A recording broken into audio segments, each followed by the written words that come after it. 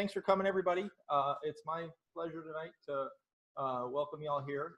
This is something that we've called the Maunakea Speaker Series. It's actually a partnership with Hilo's Astronomy and Physics Department, the Emiloa Astronomy Center, and the Office of Mauna Kea Management, just to share some of the scholarship on and about Mauna Kea and otherwise on the mountain. And tonight we are honored to have Dr. Peter Mills of the Hilo Anthropology Department here to talk about the Adzes quarry up on Mauna Kea, as well as the relationship to other Adzes quarries and Adzes work and trade and economies in the Hawaiian Islands. For those of you that don't know, Dr. Mills is the former chair of the Anthropology Department and now is leading the Hilo's Heritage Management Graduate Program, more of the focus of late. But with that, I'm going to turn it over to Dr. Mills. Aloha kako. I am super happy to be here tonight for any number of reasons. They're sort of like life benchmark sort of things. This is the 14th year that I've been working on this particular project that we're about to talk about. It's my 20th year standing in front of Hilo classrooms and being a professor here. In 2003, I wrote a National Science Foundation grant. We've actually written 2 more successful National Science Foundation grants after the first. And I'm going to introduce, I work with so many people on this project. We have quite a few publications out. Many of them are undergraduate Hilo students, along with other faculty members in geology and other collaborators from around the Pacific Islands who have worked on this project at this point. And so there's really a great deal more than I can talk about in 50 minutes without just having you guys shut down. So I'm trying to keep things boiled down, but get you up to date with where we are. So again, tracing the movement of ancient Hawaiian Adzes through the islands. Right here, I'll be talking a lot about this machine. I'll say the whole word once, and then you won't have, and I'll just call it EDXRF after that. This is called energy-dispersive X-ray fluorescence spectrometer. That's what it is, EDXRF for short. And this again is one of the more famous piles of chipping debris from making koi, or adzes, up at the Mauna Kea Adzes quarry. And I took this photo in 1988, and this guy, Scott Williams, I was out for his wedding. He was doing his master's thesis on the quarry at the time at Washington State University. I was doing my master's thesis at the same time at Washington State University on groundstone axes from the American Southwest. So one point I always like to make is I like to extend a thanks to Scott for letting me take over his life. Right, I sort of, like I dropped the Southwestern stuff, and I'm here now. He's still a very good friend. He's up in Washington. Okay. If you know anything about adzes or koi around the Pacific, you'll realize that they're an integral part of any Polynesian culture. The forms vary from island to island based on sociocultural styles. These right here are ones from I was up in New Zealand, up in Kaitaia on the North Island, up on the very sort of north part of the North Island, at a little sort of family museum, and it was neat to see the range of stuff that was coming there. Here, for instance, is an adze where the you realize these are hafted like hoes, right? If you don't know what an adze is, it's like an axe, but the blade is hafted 90 degrees opposite on the handle to how an axe would be hafted. So it looks like a hoe, and they're great for hollowing out canoes. Pretty big around the Pacific Islands. And right there, you sort of see a style that you'll see in New Zealand, as well as other parts of the Central Pacific, where it's almost like a triangle cross-section. It sort of comes up to a triangle. And others that you see have almost no tang and are very long, and they can be sort of planar. And you see these styles in other parts of the Pacific. By the time you get to Hawaii, you basically just see ones that are mostly have a square cross-section, and they have a tang on the back, meaning that the back is bent down a little bit. It's sort of the typical style in Hawaii. But these adzes are all over the Pacific. This is in 1995. I was working on Rapa Nui for several months, and this is just a little museum there. And again, you can see the range of adze styles there. Most people stylistically would look at these and go, those don't fit into Hawaii. So you can look at, people have been looking at styles of adzes for a long time to try to figure out if they might be from this island or that island and how they've moved around. And so we're not the first to try to look at issues of exchange and inter-island or within archipelago voyaging. There have been different ways to look at it, but I'm going to introduce a way that we've been dealing with these. And so here's a more typical large Hawaiian koi You can see what's gone on here is that there was a block of raw material. It's been flaked into a sort of a square cross section. This is the tang back here that's been added on. And after it's all flaked, which is incredibly difficult to do, I've been making stone tools since 1980. So how many years now is that? 37 years or so. It's scary. But I've been making my own, and to make something that's square in cross section is right at the limits of what physics allows you to do when you're working stone by flint knapping. So there's an incredible amount of skill that goes on to making these just in the rough preform kind. And then after you're done flaking it, then it's ground to make a sort of a honed edge right here, which is the business end of the tool right here. That's sort of where the chipping goes on. And they usually flatten off and grind down all of the flake scars on the top surface so that it's working a nice piece of wood. You're not leaving big scratches behind. It decreases friction for any sort of functional reasons. And even the sides would be ground down. A lot of grinding goes on to finish them off. And then eventually they're hafted onto handles. Now, the reason we're talking about this in relation to Mauna Kea is what's known as the Mauna Kea adze quarry. And again, I already showed you one pile of the chipping debris pile. This is an 1885 photo by a guy named Edward Arning, who was cruising around, meeting some of the cowboys of the day. He was down at Keonekolu and other places in September of 1885, and he got on horseback with some of the Paniolo, and they went up to Mauna Kea and took this photograph. And this is, you can see that adze quarry was already sort of a subject of fascination, even in cowboy culture in the 1800s.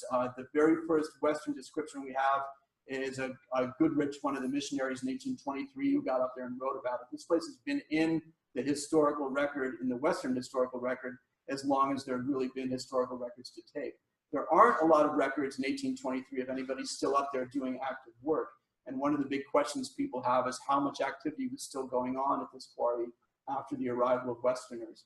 Stone tools in many cases were replaced by steel axes, and a lot of people assume that steel is always better. I've spoken to plenty of people saying, not for everything, right? In some things, stone is in fact better. But I'm just going to do this a couple times. Keep your eye on that form right there. So this is that same picture. There's that pile. There's that form again, right? I'm sorry, wrong way. There it is. It's sort of interesting to have this photographic record. One of the things you can see when you go back and forth is that this pile has really been eroded down an incredible amount in the last 100 years, just from people touring the site, probably taking some stuff away, and just the effects of the gravity sort of pulling this big pile that was in front of a rock shelter sort of downhill. One of the things I like to let people know, this is in the Natural Area Reserve. Even though some piles you can see right off of one of the hiking trails to the summit, and you get up there and you're amazed at the immensity of what you see. The long-term effects of people walking off with just one blank or just one flake are incredible. And it's really a sad thing to watch. So I'm always very nervous when I talk about the adze quarry of not increasing the wrong kind of interest in the place. I have never, ever in my life gone up there and picked up a single artifact to take home with me or brought it to the university. I think pretty much there's enough stuff that's been collected over a century that's already in museums and collections that we can work on for the most part.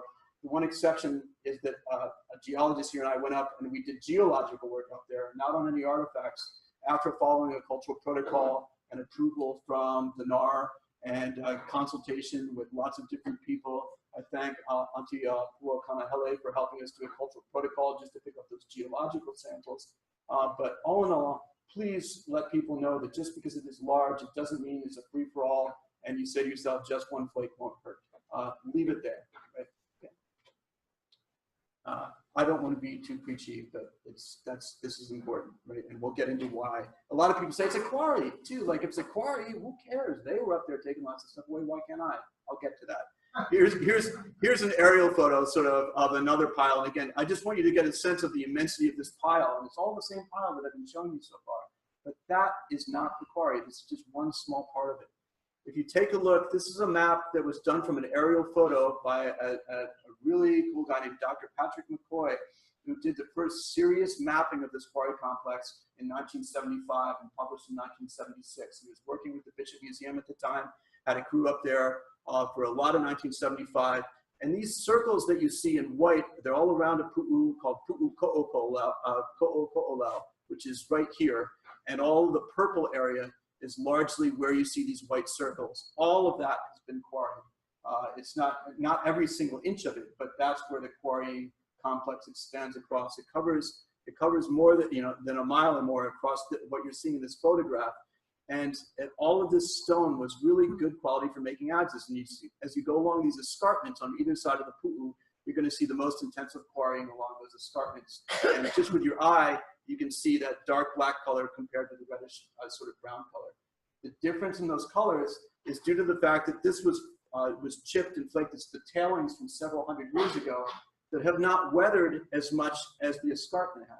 The escarpment itself is probably around 170,000 years old, right? It's back in the Ice Age when there was probably, if you look at the reports that were done by a guy named Ed Wolf with the U.S. Geological Survey, he sort of reports that it was probably some sort of rift kind of eruption that came out of this space there as opposed to a pu'u with all this good quality basalt that came out in glacial conditions. So it cooled very quickly, and as it cooled quickly, there was a very fine mineral structure which made really good quality stone for making adzes from. Is my East Coast speak going way too fast? I'm originally from New York, even though I've been here 20 years. I don't want to speak too fast. Everybody all right with that? Makes sense? What you're looking at? Geological map, a lot of the quarry areas right here. This photo has a bunch of it in it. To add to this, however, is even in 1976, they knew that the quarry extended over probably about this far, which is getting over to where Pohakuloa Gulch is if you extend this photo out. And as I understand it, there's more than that. Dr. McCoy has spoken. There's even more that's turned up since then. Some of the more intensively quarried areas have pits and depressions. There's no mine tunnels, but they definitely broke into the ground and followed the good quality stuff enough to leave behind incredible tailings. All of this gray has been left by people. In some cases, you can actually see trails across the surface of the piles that are up there. Here's a close-up view of what you were just looking at. You guys see that what we call hammerstones, right? These are the rocks. The spherical ones are covered in pock marks. There's no stream that left these behind. These are the hammerstones that they're using to shape the adze blanks into preforms. All of these longer pieces right here, if you look carefully at them, you can tell that those are the blanks that are being made at this quarry. Hundreds of thousands of these tools were made above 12,000 feet on Mauna Kea before any Westerners arrived at this island. This was a major industry that was going on well above tree line, well above most food resources, a little down from Lake Waiau, and so there's some water that's nearby, and if you're there in the winter, you can get snow for water, but still in terms of food and fuel, these are things that would not have been available at this altitude when all of this work was going on. I've been there at times where the weather just seems just great, and all it takes is that fog to come in through the saddle, and it can be so far away, and 5 minutes later it's on you, and before long that fog can be freezing to your rain gear and just sort of leaving behind a sheet on you. So again, it's a place where the conditions change rapidly. I love this one right here. This is what we call a portion of an adze blank, and it's broken right here, and that kind of break happens. And again, from years of working with stone tools, the thing about working with stone tools is that the physics of it are stored in the stone. Anybody who understands the physics of how it breaks can look at this and read what has happened. That kind of break happens when you're working on one end or another, and you smack it here and it sort of sends waves through the core, and as the waves get to the end and start coming back again, while more waves are still coming up, if the two amplitudes meet, it snaps it right in two. It's what they call end shock, right? So or another word for this bending fracture. And I call that the origin of swearing, right? That's you're up there doing all this work, and you want to take care of this kind of work of getting these blanks done at the quarry. Because imagine doing that and like getting the raw material at the quarry and going down to say Laupahoehoe or something, getting down to the coast after you've carried like a 5-pound rock down from the mountain, maybe 3 or 4 5-pound rocks, and you get down there and then you do the flaking and then you break it. Then you have an even bigger problem and a bigger square work. Right, so the point is you want to do this stuff that's risky at the quarry, and then the grinding we don't see up there. The grinding is not risky, it's just incredibly difficult and time-consuming to do. So it makes sense that at the quarry you don't see the finished tools. What you see are the unground preforms or blanks. Herb Kane sort of immortalized this entire process that I'm talking about in this particular piece of artwork, where again you see Kanaka working on a lava flow to break out big flakes or big pieces, and then they're being shaped with that hammerstone that I showed you right there and being roughed out. I like then showing an elderly gentleman sort of doing that shaping work, because again, it takes a great deal of skill. It's not even a skilled person who's doing a lot of that flaking. Then you see another one here who's doing a little bit more final finishing, and then it's being ground against a rock, lashed onto the handle, and then here you have your finished quoting down here. Right? That's a great photo to use. This is Scott Williams, who I told you about. Again, we're back to 88, and while he's working on his thesis, I just wanted to show people this is larger than most adzes that you see in sites along the coast, but there are many, many adzes up there in a large size scale that you see up there. And a lot of the ones that you find down along the coast are more in this size range than this size range. Now, it's pretty rare to find an adze that small or a blank that small at the quarry, but it's much more common to find the big ones up there. And really, this is part of what I call, again, not to demean it anyway, the number 2 pencil theory, right? That when you make an adze at the quarry, you're making one on the bigger end of things, because you realize through its life, the edge is going to get chipped and you're going to have to rework it. And then it's going to get chipped again, and you're going to have to rework it again. You might get one of those end shock things, and then you can make 2 smaller adzes out of the one big piece. And by the time they're discarded down in the site in Kona, the big ones are gone, right? Because they're all being worked down to the last usable bit. It's a way to sort of economize. You sort of overbuild your first tool. It's still usable, but it's bigger than you would want if it was sort of optimal. And then as it gets worn down, it gets smaller and smaller, and goes through a longer use life that way. So it's a way to curate a good quality material, especially when you have a long way to go. Again, I already showed you that slide, but I just wanted to show it to you larger. And this one's better for me to make the point that I was making before. The first pile that I showed you is right there. There's one little dot right there. So if you can picture all these escarpments and all of these tailings and these big pits, all of that with quarry material around it, you begin to get a scale of the immensity of this quarry that we're talking about. This is one of the maps that Patrick McCoy made in 1976 of one of the complexes, and one of the main things I want to point out is it's more than tailings of adzes. There's shelters, there are rock shelters that have been studied with copper that was found in there, as well as food material, pihi, different sorts of things. And right here is one of the large extraction pits that's up on top of an escarpment. And besides that, there are plenty of shrines that are up there as well, and I'll get to those in a moment. This is Pat McCoy right here, one of the days that I got to go up and tour the whole. There are certain days in your life when you spend 13, 14 years on doing something, you don't realize it's so special at the moment, but then you look back and go, that day that I spent up there with Pat McCoy after spending the night in Hilo is with me forever. Right? The chance that we spent 2 days walking through the quarry complex. Sean Nale Miley, Sean was one of my undergrads. He got his master's at Manoa. He published an article with us in American Antiquity on some of our first work up there. Jeannie Knapp, another former student of mine, who also worked with Patrick McCoy, and this guy right here is Steve Lundblad, who I'm about to get to as well. One of the things that Patrick McCoy documented along at the Bishop Museum, and that have been documented to a further extent as people continue to do survey up there, are numerous shrines. This one's been rebuilt, but this is one of the major shrine complexes that's right in the middle of the Adzes quarry. The trouble with saying the word quarry in English is that most people will picture, if they're my generation, will picture the movie Breaking Away with the limestone quarries in Indiana, and this guy on a bike, and all of these industrial quarries where huge blocks of limestone are being cut out with all this industrial equipment. And that's the idea of what a quarry is. The quarry, it implies in the English language an industrial space, which is to us very secular. It's like, well, you go up there, you get the resources you need, and you get it out of there. It's an industrial space. It's like a factory.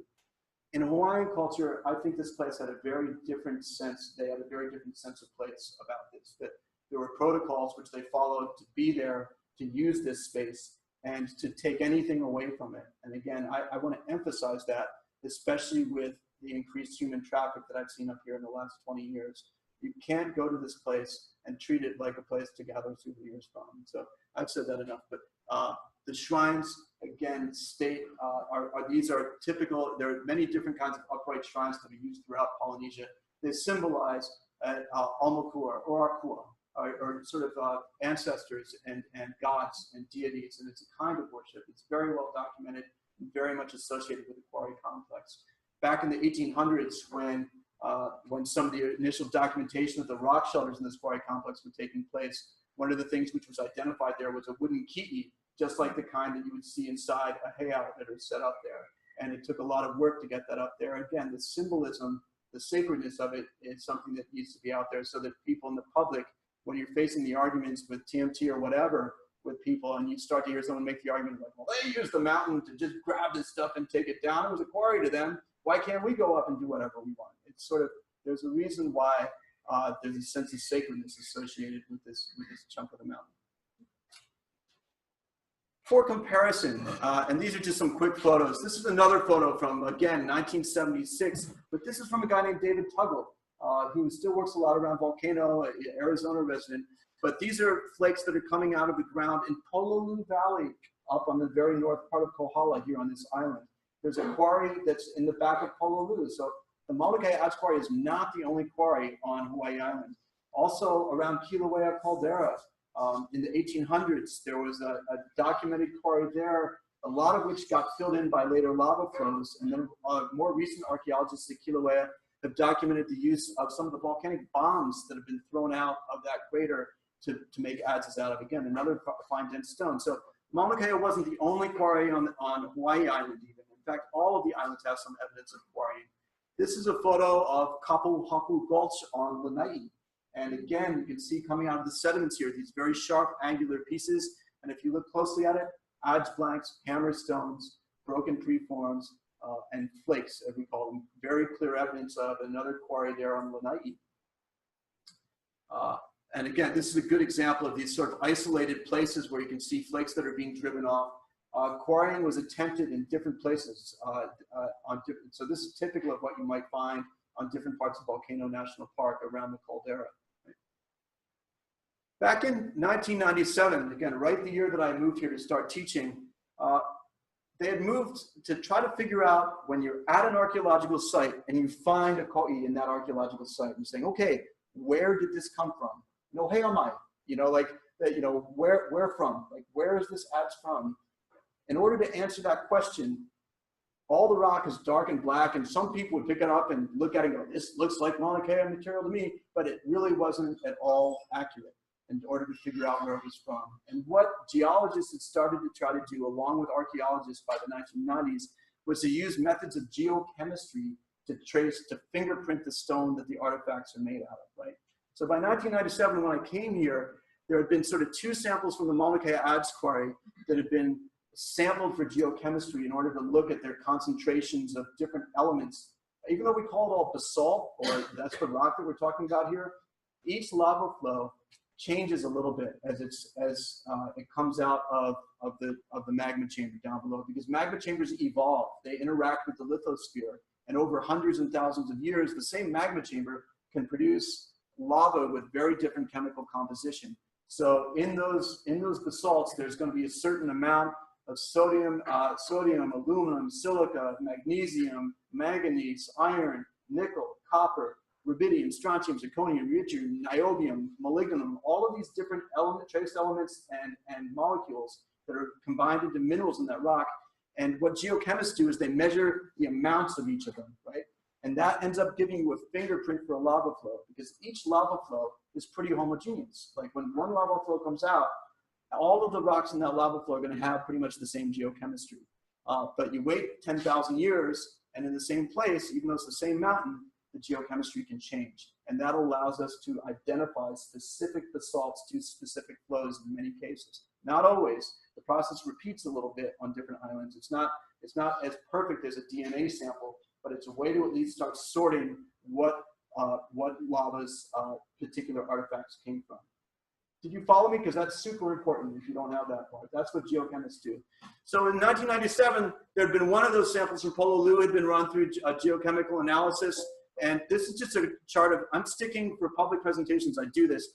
I mentioned about 20 elements to you guys. This is just strontium on this side of the graph, and this is zirconium. This is just 2 of these 20 sort of things, or 24 actually, that we go after that are here. So zirconium's here and strontium's here, 2 trace elements. So you can see Pololu has a lot more strontium in it and a little more zirconium than Mauna Kea. And so it falls out on a different place on the graph, right? You with me there? And so Haleakala is sort of in between those 2 actually. And then there are a bunch of quarries over on Oahu and other places that have relatively low amounts down there.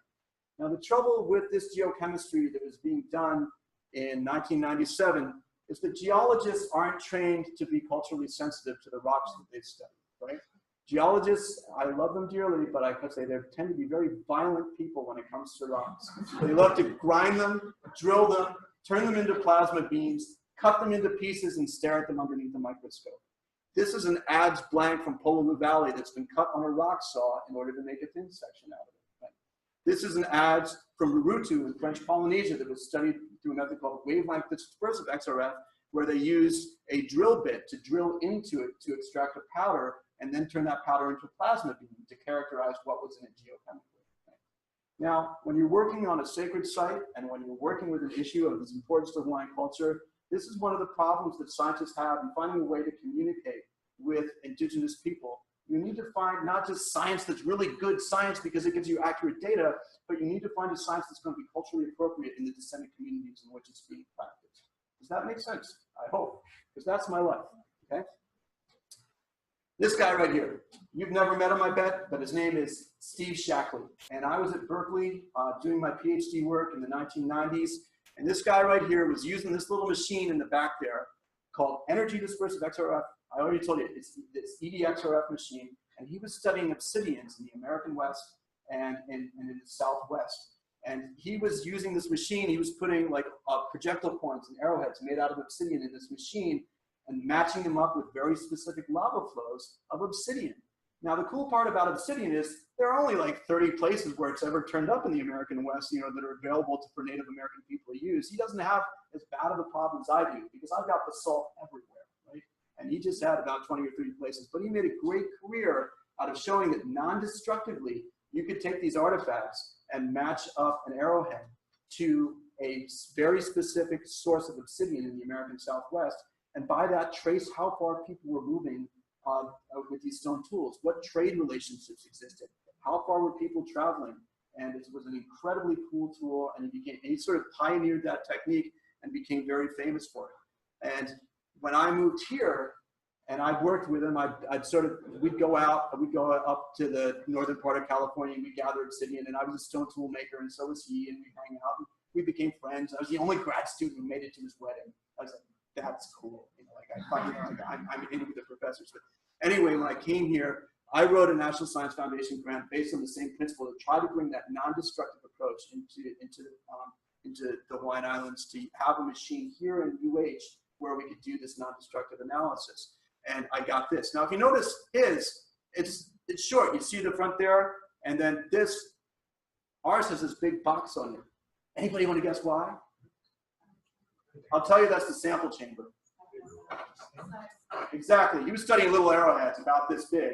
I'm studying ko'i. And the last thing I want to have to do is take my ko'i and break it into pieces just so it'll fit in the sample chamber of my machine. So we ended up getting a custom-made machine from the company with this big sample chamber on it so we could put poi pounders and adzes and other things into it. And we weren't the first to think of this big chamber. There was actually, at this time, there was one other machine in Athens, Greece that was doing this to analyze Greek pottery. But at that point, we had the only two sort of machines with this sort of large sample chamber on it, so it could fit big stuff in it non-destructively. There's Steve again. Because I'm an archaeologist, and even though I knew about this EDXRF technique, I wanted to get some serious geochemistry help. And we hired, and at this time, Dr. Steve Lundblad was just being hired at the university, and he and I share this roomless lab with this machine in it, and we've been in there pretty much working together for 14 years. We're both married, but a lot of people worry about how close we are. And honestly, we get along great. It's wonderful. And we travel a lot to different places. And again, that's fully true. He's been a fantastic guy to work with for this whole period. This is the machine, the data, we run it in there, the machine comes out, the data comes out here. The elements in red are the ones that we go after. We do this light, this is a periodic table, light elements here, heavy down there, sodium, magnesium, aluminum, silica, potassium, calcium. These are all the ones that we go after to sort of build a look at what is in this rock, or to build a sort of fingerprint, so to speak, for these different lavas. Okay, so this is the dot that showed you the two from the Mauna Kea Adze quarry. Now I want to tell you a story about this green cluster that you see here now, which is about 1,000 samples. When Imiloa was being built, the Bishop Museum, and Dr. Pat Moikoi, again, who was working with the Bishop Museum, pulled flakes from his old excavations that were stored at the Bishop Museum Imiloa wanted to have some flakes from the quarry to put on underneath the floor at the Imiloa Astronomy Center. And if you go up there, there's a plexiglass place where you can walk over flakes. There are about 1,000 of them in there. And we said to Iwo Kimura and the other folks who were at Imiloa at the time, we said, could we borrow those before you stick them under plexiglass on the floor? I said, sure, for a little while. And we said, great. And so we started running them through the machine. And we can do a lot. We can do about one flake in a half an hour to get all this data. It's not that long. It's totally non-destructive. But we had about 1,000 that we wanted to build. Instead of just having a dot here, we wanted to have an idea with this kind of equipment, how big the cluster for Mauna Kea would look by the time you run 1,000 samples. Well, now we have our answer, right? This is the Mauna Kea signature, so to speak. Before we did that, if we found an adze on Oahu and it fell out right there, you'd say, well, that's pretty close to this. Is that really from the Mauna Kea adze quarry or not? Now when we find something that falls out here, we're pretty solid in saying, probably not the Mauna Kea adze quarry, right? Because it's not falling in the range. We needed a big sample size in order to establish the range of variation that we would get. So that's what we got from Mauna Kea. This is the quarry on Haleakala. This is another quarry on Maui called the Nu'u Quarry. This is the Pololu adze quarry. And actually, we have many more points than this, but this is an old graph. And here are a bunch that are close to each other, but still different from different parts of the islands that are down in this cluster. These are what you call foliatic basalts. It's the stuff when you have a shield-building lava, and those are less differentiated than the more evolved magmas. So for instance, right now, Kilauea would be falling out down here, the stuff that's coming out. By the way, USGS and Hawaii Volcanoes Observatory is now using this machine to monitor the lava flows at Kilauea to look for any changes that are going on as the flows are happening almost in real time. So the equipment is more than just archaeology now. It's actually serving the geochemists too. This is a flake that was in collections from Kalai, a South Point area. And we saw this red on the outside, and it's not an adze, but it's sort of like what you would expect from making adzes, and it's still got the cortex on it, and that's a dead ringer for the Mauna Kea quarry when it came out. There's nothing down around Kalai, Mauna Loa, that would match that. That's probably a flake straight from the quarry that's right at Mauna Loa in this rough form, which to me says that you probably had someone with direct access to the Mauna Kea adze quarry who was down there at Kalai to see such a fresh flake left behind there. As we started to publish on this, again, students were we have, I don't know, more than a dozen undergraduates who are now published in peer-reviewed journals doing work on this machine with us. We had started to get some sort of primetime coverage in glossy magazines. Archaeology magazine, this guy Brian Fagan, a few years back, published an article because he'd read some of the stuff we published. And here's what he wrote: at quarry altitude. He says all the work that we're doing. And over there, he says, all of this is, of course, unspectacular work, but it's really important because of X, Y, and Z. And it's like, so after this article came out, I thought Steve and I should put above our lab, Hilo Geoarchaeology Lab, the home of unspectacular archaeology. Because realize that this is being published next to like Phoenician shipwrecks filled with amphora and gold doubloons and everything else. So to some people, it's unspectacular. I got to say, I still love this project. As it goes on, we continue to, as we run all the stuff, we continue to learn more and more. But anyway, I thought I'd take that little dig at myself and at Brian Fagan at the same time. This is unspectacular to some of the other people. A lot of what we get in sites along the coast aren't necessarily the worn out adzes. We actually get the flakes from when Kanaka Maoli were taking those adzes and rejuvenating the edge. Like after the edges become dull or broken. So right here, this is a great example. These are two flakes from a cave in Kona, where this is the chopping edge of an adze, and because it broke back here somewhere, they're driving off these flakes to reset this new edge along here. And you can see all the grinding marks and the polish from these things being used. It's no question that these came off of adzes. And others, it's neat when you can find these in the site and actually put them back together like a piece of a puzzle and sort of put them back together. But here's a site in Kona, one of the first ones that we published on from a domestic setting, where we had about 2,113 flakes in the cave, 29 adze fragments, and almost all these flakes are from adze manufacture. And about a third of them have this polish on the backside, which tells us that we're not looking at fresh manufacture at this site. We're looking at adzes that were finished somewhere else that are being fixed inside this rock shelter in Kona. As we looked at that stuff, you can see again underneath the microscope, this is actually this flake right here, just blown up a little bit more. And you can see the chopping edge, and you can actually see the wear marks from the adze being used. That's not grinding as much as it is just the damage that's happening along the edge, as say a koa canoe is being hollowed out on a sandy beach. You know, that's the kind of damage that you see showing up. Kahului that we're talking about is on Hualalai volcano right here, right? And so if you look at the Ahupua'a, there it is in blue. And if you picture an Ahupua'a model where everybody's getting all of their resources from their Ahupua'a, that would mean that their adzes would be coming off of Hualalai, right? That's the simple version of an Ahupua'a model. Mauna Kea is over here. The green represents Mauna Kea, the yellow is Mauna Loa, the pink is Kilauea, and the blue is Kohala in terms of the geology. The lines represent the different political districts of Kona, Kohala, Hamakua, Hilo, Puna, and Ka'u, right? Those are all the political districts. So if you can look, the Puna people had access to Mauna Loa stone and to Kilauea stone. Hilo people had Mauna Kea and Mauna Loa. Hamakua had Mauna Kea and some Mauna Loa and a little bit of Kohala, right? And so you can sort of see if you're going on a district polity map of where stuff's coming from, you can start matching geology up and geochemistry up with political divisions. Here's what we got out of that rock shelter by the time we analyzed everything that was big enough to do in that rock shelter, right? That's the wonderful thing of having a half an hour for each analysis. Almost 1,000 analyses of all the flakes inside the Kahului habitation cave. The gray that you see are those green 1,000 from the Inu Astronomy Center. And you can see the green are the actual artifacts from Kahului that are a dead ringer for those gray ones, right? It's the same sort of pattern there. It's a few less, so the scatter doesn't go quite as wide, but for the most part, it's a perfect match on all 24 elements. That's the Mauna Kea Adze quarry. Hualalai was the local Hualalai material. And all of these different colors represent about a dozen different geochemical groups that we found in that Kahului habitation cave. The gray right here represent geological cores that were taken out of Hualalai at Kohana-iki. It was actually a well that was drilled there and all these geological samples, and we got a chance to run all the geological samples out of the well deposits. And this gives us an idea, the gray circles, of where Hualalai materials should lie, just on these two elements. The ones in pink are the only ones. The red ones don't work on other elements, but the ones in pink there follow Hualalai perfectly. And so we think the pink ones are material from Hualalai. We went back and looked at those in the archaeological collections from Kahului. Not a single one was clearly off of an adze. They were fragmentary basalt, but it was fragmentary basalt of the kind that could happen from fire-cracked rock or from a cobble that had been fractured.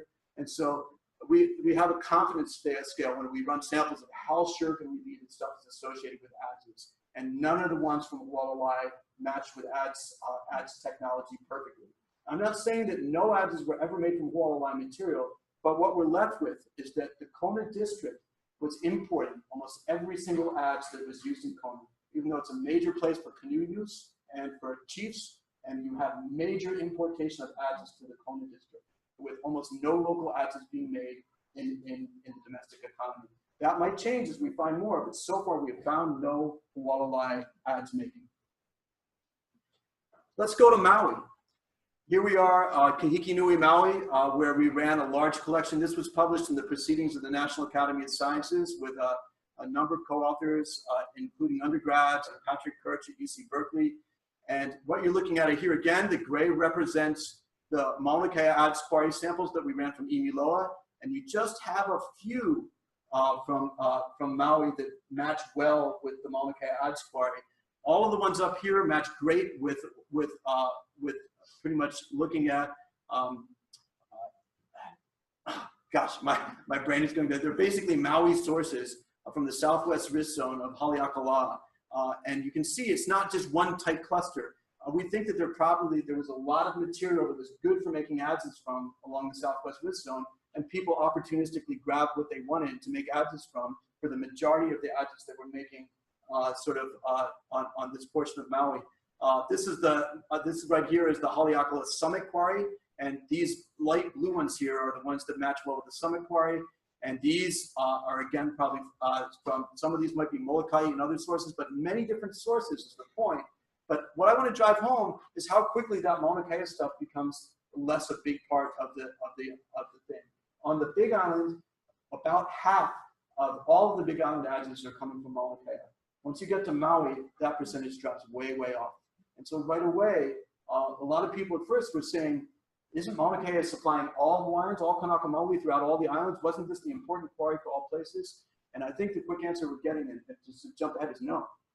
The Mauna Kea adze quarry was incredibly important on this island, but it wasn't a major commodity which was moving to other islands. And in fact, the ones that were in this cluster, when Kirch looked at the data, they came from the chiefly households that he was looking at. So it's pretty much a sign of sort of an elite transfer of material and maybe a gift exchange between islands, but not so much something that's supporting the livelihood of commoners.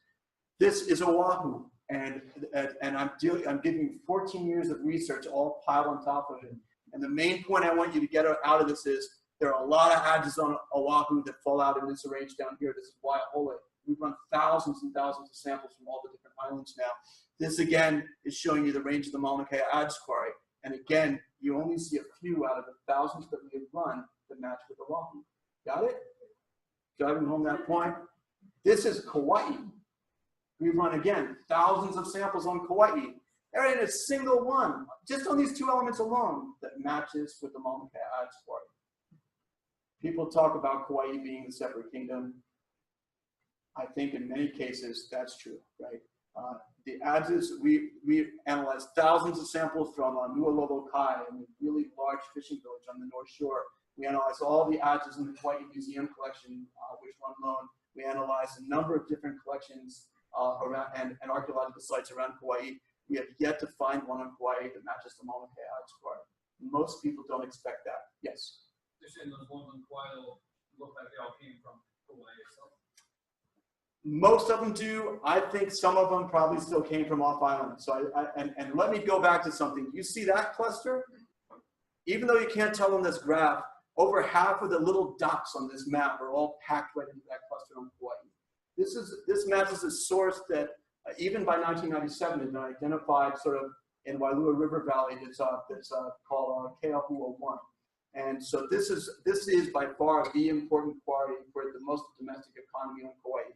Now, the next thing I want to point out is that Keahua 1 cluster right there. It's also an active river valley drainage where there's lots of rainfall on that side of the island, and there's lots of stuff moving through. If you picture the Mauna Kea adze quarry, every single thing that's happened up there, every time a rock's been broken, is still there for us to find today. If you're down in an active wetland river drainage, all this stuff might get buried in sediments, washed out in the stream, and recycled, and so you can't compare the visibility today with how important it was in the past. Do you understand? So, so right here, that's the case for Keahua 1. No one really thought that was important of a quarry. Some people had found some workshops in that area and sampled some stuff, and that's how we got the signature. This is a blow up of that same sort of idea where we've taken now all of the adzes from all of the different islands, and they're coded now that we've run over like 13 years, and they're coded by the island that they came off of. This again is the Mauna Kea adze quarry, and again you can see that red is Big Island. But look up at the Keahua 1. You see it's not just the green are the Kauai, but those red again are the Big Island. Do you see that? And so we're not seeing Mauna Kea material on Kauai, but we're seeing Keahua 1 on the Big Island. This is something we did not expect. No one expected this. We doubted this when we first got these results. It's like, oh, there's got to be something on this island that's mimicking Keahua 1. And then we did a kind of analysis which requires milligrams of samples of flakes where you can establish what's called the isotopic ratios of different elements. And so we did isotope analysis, which is about as accurate as you can get to getting a real fingerprint. This is how they found an adze from Kaho'olawe in the Tuamotus, is by doing the isotopic analysis. That's just Keahua 1 on the Big Island. So we've got Kauai material making it all the way to the Big Island, but so far we haven't found Mauna Kea material making it to Kauai. I don't have an answer for that, but that's what we found. I have a question with that. We'll get there, okay? Let me just finish off these thoughts because we're almost popped, right? So here's the breakdown. Out of the Big Island, about half, 49% match the Mauna Kea adze quarry. By the time you get to Maui County, it's down to 8%. Oahu, 4%. And by the time you're in Big Island, Kauai, it's 0. The other way, we got 54% Keahua 1, about 5%. Again, super fast drop off by the time you get to Oahu, down to 2% from Maui County, and still about 3% from all this work, mostly from work we've done in Kona.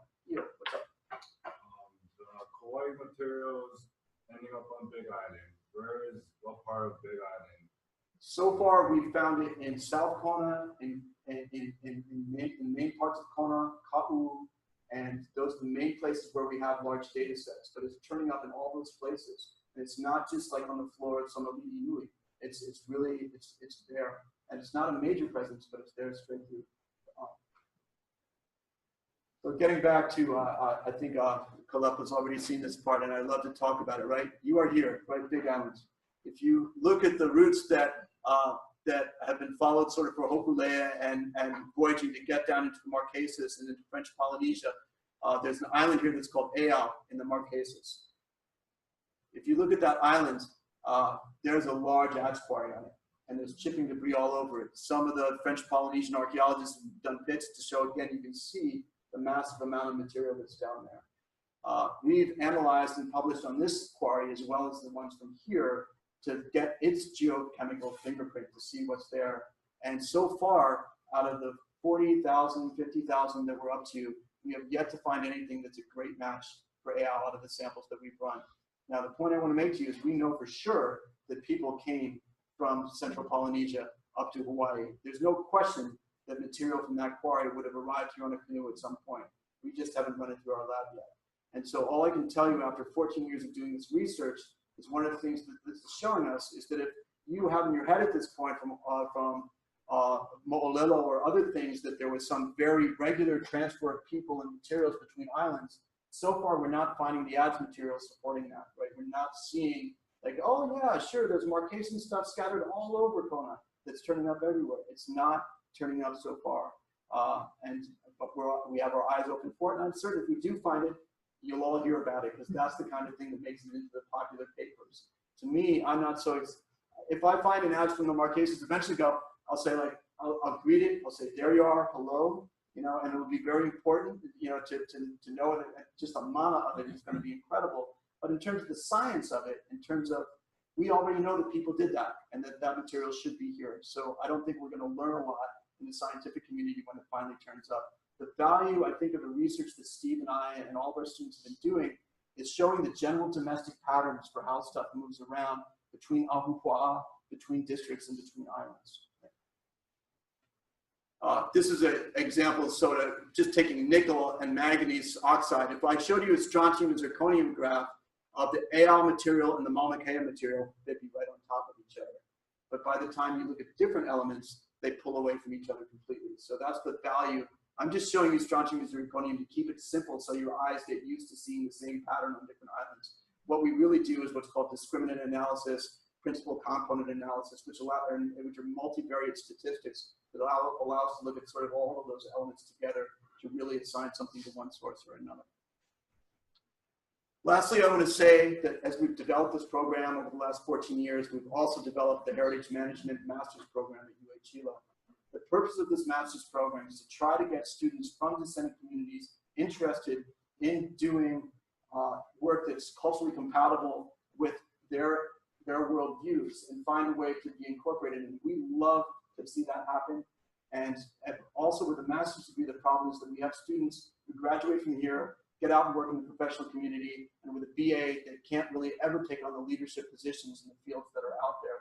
So we're trying to get more people from descendant communities trained in science who are already steeped in culture, who are raised in the families of cultural protocol to somehow find a happy space in both worlds. And I really picked this particular topic to spend most of my career working on because I firmly believe that this can satisfy those things. It's not up for me to say so finally, it's really up to the cultural practitioners, but we're trying our best to follow appropriate kinds of protocol to keep the worlds of science and culture talking to each other in ways that are appropriate.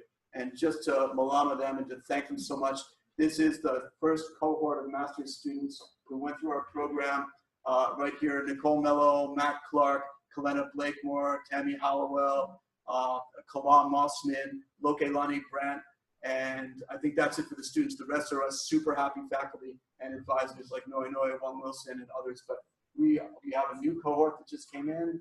Serena right here is one of them. But please spread the word that we're doing this kind of work, and we're trying to offer graduate programs in it. But thank you very much. Can I answer any questions? Happy to do so. Yes, ma'am. People actually making the ads, were they like a profession, and were they from like one culture, like one group of people, or were they kind of selling, giving, exchanging? Do you understand my question? I absolutely understand your You want to question. answer it. And I want to answer it so bad. Okay? So let me go. There's been lots of theories on this, right? And one of the main ideas about the shrines up there are that the shrines are sort of a rite of passage, that as people gain enough skills to actually go up to that quarry and work there, that some of those shrines are to follow a cultural protocol where they are allowed to be there. Whether or not all of those different craft specialists, these kahuna, came from one district or multiple districts isn't really that well established. Like, is this quarry mostly controlled by the Hamakua district? Because that's what it's in. So are these Hamakua craft specialists that are going up there, and then from these craft specialists it's going out to Kona? It's definitely ending up in Kona, you know, as well as all the other parts of the island. Puna, Ka'u, Hilo, it's everywhere. So how does it get from a district to the whole island, and who's responsible for being up there? The question about the experts, right? Whether or not, you know, like, who are they? Where are they coming from? I told you about the reasons you don't want to take an adze down to the coast and finish the flaking there. We've actually found that that's going on in some cases. Okay, we've actually found cases. There's a site in Lalamilo that a guy named Bill Bonk, who lived here, worked on, that was just in our collections here at Hilo. Not that well Providence, because he was doing it on weekends with the Anthropology Club. You know, it wasn't like a full-on professional excavation, but we have hundreds and hundreds of flakes that were off the floor of this rock shelter. We're like wondering where all these, and they're not polished. And so we're like, wondering where all these flakes are coming from. Every single one practically of the, well, not, there were some from other places that were polished, but the majority of those were from Mauna Kea. And it looks like the material from the final trimming right before an adze was ground. It was because the grinding wasn't there yet. So someone was sitting down there who really knew what they were doing in Lalamilo making this. You know, that's crazy because why didn't they, the risk that they took going 12,000 feet, bringing that blank down here and doing the flaking there, and then it clicked because I'm 55 and I've been doing this for 30 years, right? And I picture leaving Lalamilo and going up to the adze quarry for my 40th year of going up there to make adzes, even though I'm really good at it, and then looking over at sort of the mo'opuna, right? And the other, you know, the other ones who are out there and saying to myself, I've taught you enough how to make a rough blank. You go up there and make that rough blank, bring it back down to me, and I'll do that final hard work of making it perfectly flat before it has to be ground. And so from the XRF work, combined with where these sites are, we can actually have found a number of different households where we can see material came directly down the mountain to these households where they were being finished by the two experts. And we don't have one in Kona yet. We've got one like that from sort of O'Okala. We've got another one like that from nearby O'Okala, sort of that North Hilo, Hamakua area, but mostly still North Hilo, not really truly Hamakua. And we've got Lalamilo. And we don't have a lot of other sites like it, but thank you for asking that question because it's a fun answer. Because usually I get an older audience and everybody's like, oh yeah, I get it now, right? You know, maybe it's that mid-level skilled craftsperson who's up there, who's gone through the rites, who's doing most of the hard work out there and they're roughing the blanks out. And then the real akamai, the real skilled, sort of people are down there getting those blanks brought to them, and they don't have to go through the arduous work of going up to the summit anymore. And, yeah, okay. So you're a toolmaker, how long does it take to fashion what's the time? A koi? Okay, so there are all these different stages. So if I was, and again, I've never done this. I've never taken a single piece of Mauna Kea material and flaked it. I don't feel it's my kuleana, but I go there and salivate, you know. If I go up there and I bust out this big piece, it all depends on what the starting piece looks like. Because if it's already got the right thickness to be an adze, and all I have to do is add a tang onto it and trim the sides, I can rough out a blank in 10, 15 minutes. You know, it's not going to take that long to make the blank. To do the final trimming, to actually make it at the flaking stage so it's really smooth, that could take hours. You know, where you're really planning out each flake that comes off in order to get this little ridge off to make it flat. So when you hand it over to whoever has to grind it, they don't have a big depression to grind out. You know, you want it to be pretty smooth. And all the mass material comes off. So that could take several hours. The grinding itself, if it's a really big adze, could take days to weeks. One of the problems with Hawaii is that in terms of mineralogy, is the hardest mineral here is olivine. And plagioclase and these others don't hold up that well as a grinding grit when you're trying to grind against the surface. When you try to grind against a dense basalt rock, that rock becomes smooth pretty fast, and you might hone something and sharpen it very well there. But as far as doing serious grinding, you want good grit.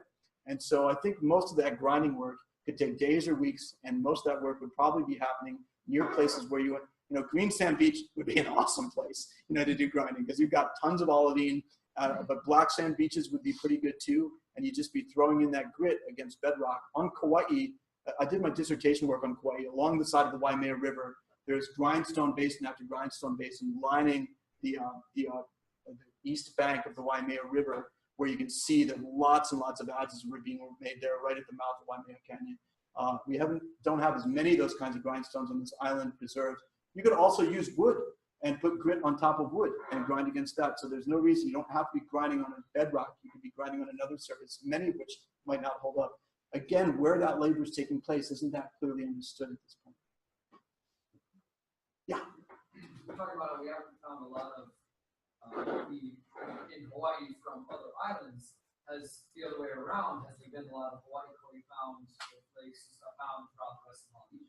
It seems like we have a lot of rocks here that other islands may not have. One case. One case. Only one case so far that's been documented solid. And that case is one from the Tuamotu Archipelago, where there's an adze that was in museum collections.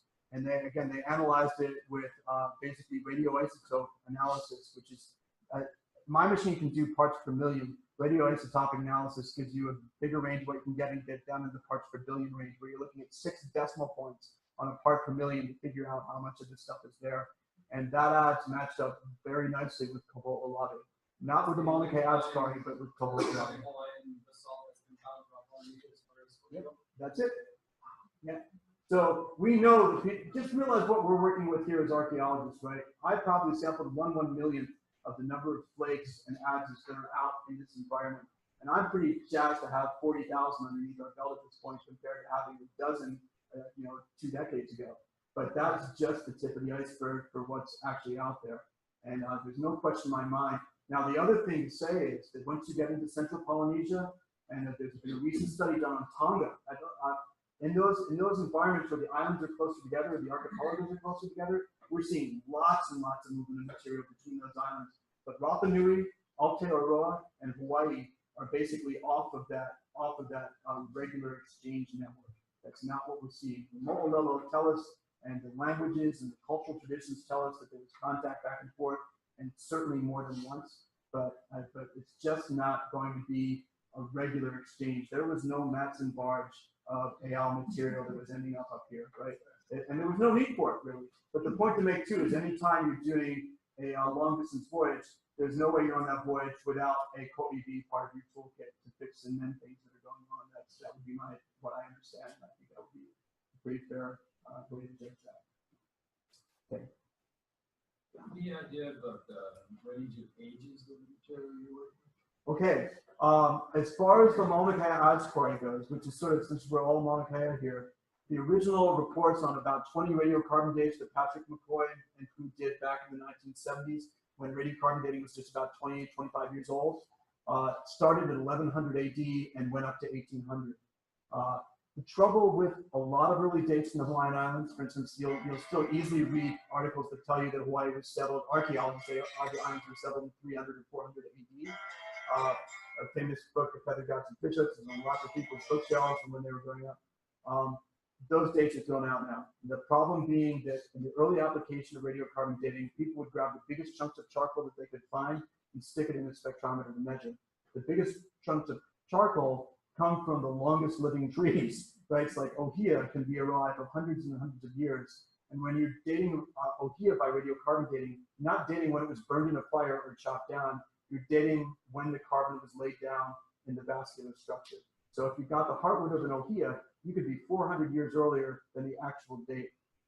Archaeologists have gone back through what they've done, including the Mauna Kea adze quarry, and tried to apply more precise dating methods. There's Pat McCoy, Marshall Weitzler, and one other co-author in 2009 published an article on the Mauna Kea adze quarry where they went back and looked at the rock shelter excavations. They found corals that had been brought up to Mauna Kea, fresh corals, not the kind you find washing on the beach, but the fresh corals that were in those rock shelter deposits. They used a method called uranium thorium dating, which looks at thorium-230, and they got you can get dates with uranium thorium dating of coral within plus or minus 5 to 10 years and that hold up. You can take the same head of coral, date it, get a date that's 5 years this way, get another date, and you can do it dozens of times and keep on getting the same date. They've got this method worked out pretty well.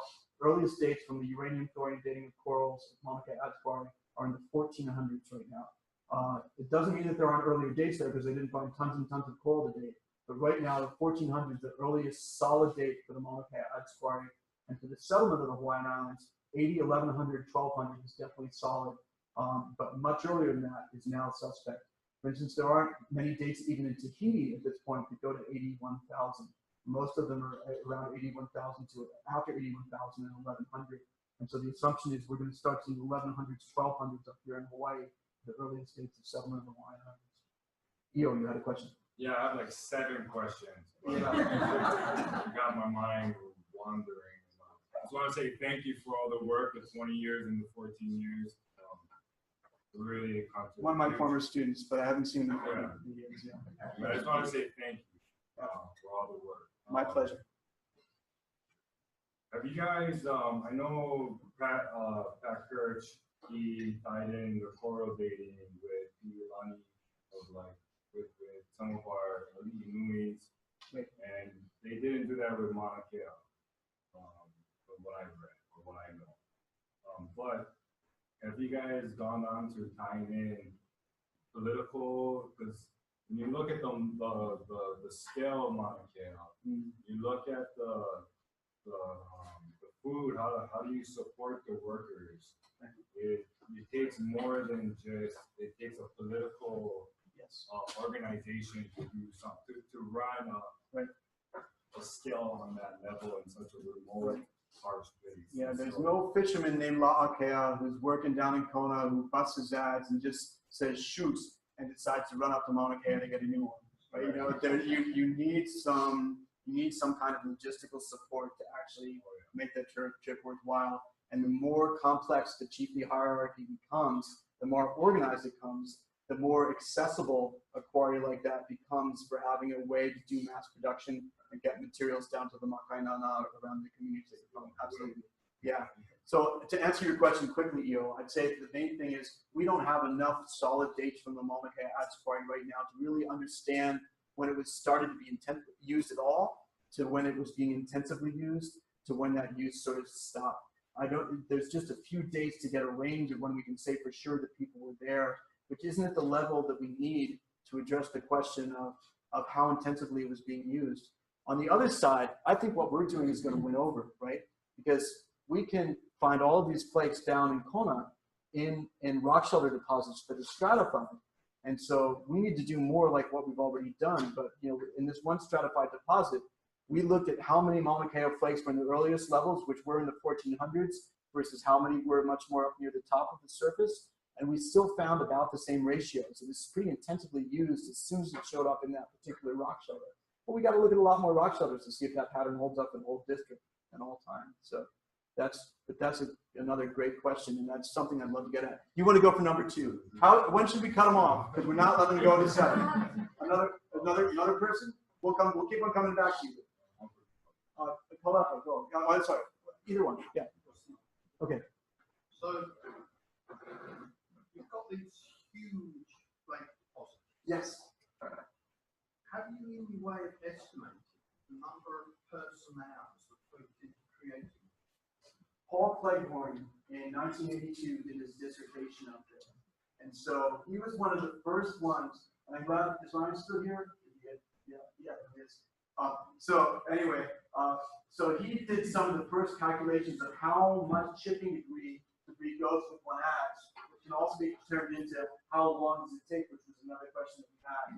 So this turns into math and GIS and geography, right? You know, you look at a pile that looks like this, you don't know if the rock outcrop underneath it goes like this or if it goes like this. So you're still estimating what the volume of any pile is on not knowing where the substrate starts and ends in some cases. But you can still make a pretty good estimate if you're looking around at the side of a rift. You know, what is the volume of material there?